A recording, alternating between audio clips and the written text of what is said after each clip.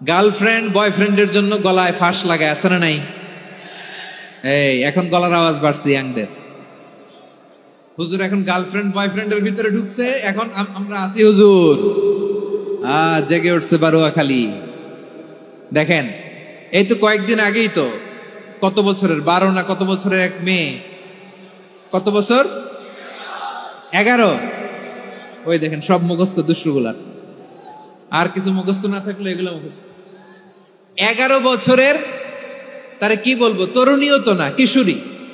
এই কিশোরী ভালোবাসার টানে বাপ মা থুইয়া চলে গেছে কোথায়। দেখেন ভালোবাসারে আল্লাহ 100 টুকরা করেছেন, 99 টুকরা ভালোবাসা আল্লাহ নিজের জন্য রেখেছেন, 1 টুকরা আমাদের সবাইকে ভাগ করে দিয়েছে।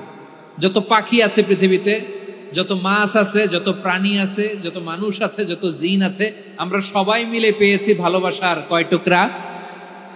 আর আরশে আজিমের অধিপতি আল্লাহ, তিনি তার কাছে ভালোবাসা রেখে দিয়েছেন কয় টুকরা? তাহলে এবার আওয়াজ করে বলেন, আল্লাহর রাগ বেশি নাকি দয়া বেশি?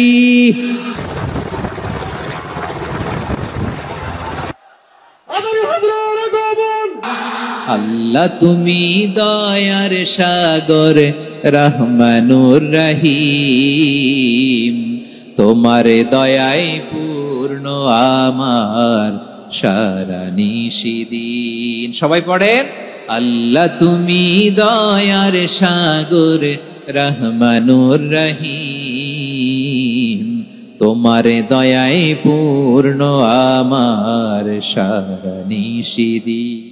এই যে তরুণ শ্রোতারা, জেনজি অফ নবাবগঞ্জ, একটা সময় ছিল 50 ঊর্ধ্ব 60 ঊর্ধ্ব মুরব্বী বাবাজিরা মাহফিলে আসতেন, ওনারা এখনো আসেন, কিন্তু এখন 90% শ্রোতা হচ্ছে gen Z, the young generation, the future heroes and icon of Bangladesh.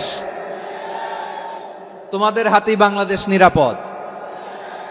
আমরা দেখেছি যত জুলুম, যত ফ্যাসিবাদ, যত অন্যায়, যত অত্যাচার, সব কিছুকে তোমরা দুমড়ে মুচড়ে সত্যের পয়গামকে 56,000 বাংলাদেশের প্রতিটি ইঞ্চি মাটিতে ছড়িয়ে দিয়েছো তোমরা। তোমাদের হাতে নিরাপদ এদেশের লাল সবুজের পতাকা। এজন্য তোমাদের কাঁধে অনেক দায়িত্ব, আবেগ আর বিবেকের সমন্বয়ে আমাদেরকে সামনে আগাতে হবে, বাংলাদেশকে রিবিল্ড করতে হবে। লেটস রিবিল্ড আওয়ার নেশন, ঠিক কিনা বলেন? এজন্য পরিশ্রমী হইতে হবে, ক্যারিয়ার গঠন করতে হবে, দেশের জন্য কাজ করতে হবে। পরিশ্রমে লজ্জা নেই, লজ্জা অলসতায়, ঠিক কিনা?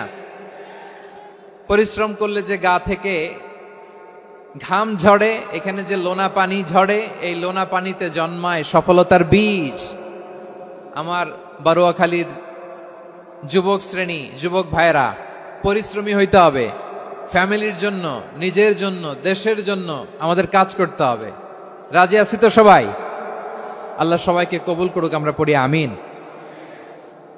প্রিয় ভাইরা, আমাদের সময় খুব কম, কথা অনেক বেশি। অনেকে আপনারা দুপুরে খাবারও খেতে পারেননি, অনেকে গতকাল চলে আসছেন। গতকাল আসছেন কারা কারা দেখি? ইয়া সালাম। গতকাল যারা আসছে সব সামনের জায়গা প্যাক করে রাখছে একেবারে। মাশাআল্লাহ, মাশাআল্লাহ, আল্লাহ কবুল করো তুমি।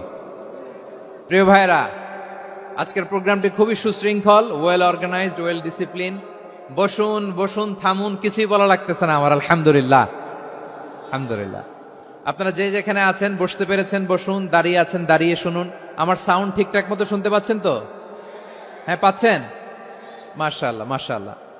সাউন্ডটা খুব একটা ক্লিন মনে হচ্ছে না, ক্লিন না, কেমন যেন 2 বার আওয়াজ শুনতেছি আমি। সাউন্ডটাকে একটু স্ট্রং এবং ক্লিন করে দেওয়ার চেষ্টা করবেন মাইক অপারেটর ভাই যিনি আছেন, তাহলে আমরা কিছু কথা কোরআন থেকে পেশ করবার চেষ্টা করবো ইনশাআল্লাহ। প্রিয় ভাইয়েরা, এখন আপনারা যেমনি চুপচাপ, শেষ পর্যন্ত চুপচাপ থাকবেন তো? হ্যাঁ, আমি ওঠার আগে কে কে উঠবেন হাত তোলেন দেখি।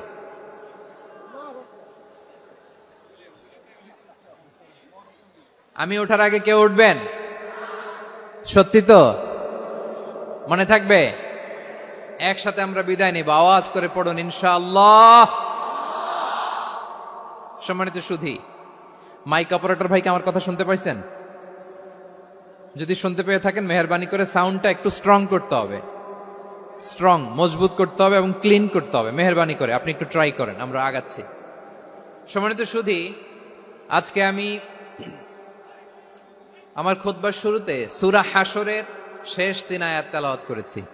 মুখস্থ আছে না সবার?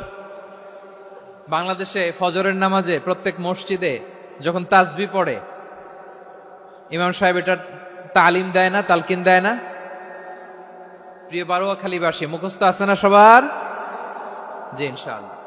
আজকে সূরাতুল হাশরের এই শেষ 3 আয়াতের তাফসীর আপনাদের সামনে উপস্থাপন করার চেষ্টা করব ইনশাআল্লাহ।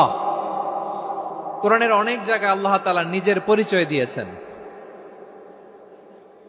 নিজের পরিচয় তিনি বিভিন্ন আয়াতে বিভিন্ন সূরায় পেশ করেছেন। 3টি জায়গায় খুব এক্সক্লুসিভলি আল্লাহ তাআলা নিজের পরিচয় দিয়েছেন। এক হচ্ছে সূরা বাকারার 255 নম্বর আয়াতে, মানে আয়াতুল কুরসি।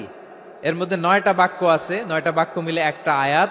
এই আয়াতে আল্লাহ তাআলা খুব চমৎকার ভঙ্গিমায়, চমৎকার ভাষা শৈলী ব্যবহার করে, খুব উচ্চাঙ্গের আরবি সাহিত্য দিয়ে একটি আয়াত নাজিল করেছেন। এই আয়াতটার নাম হচ্ছে আয়াতুল কুরসি।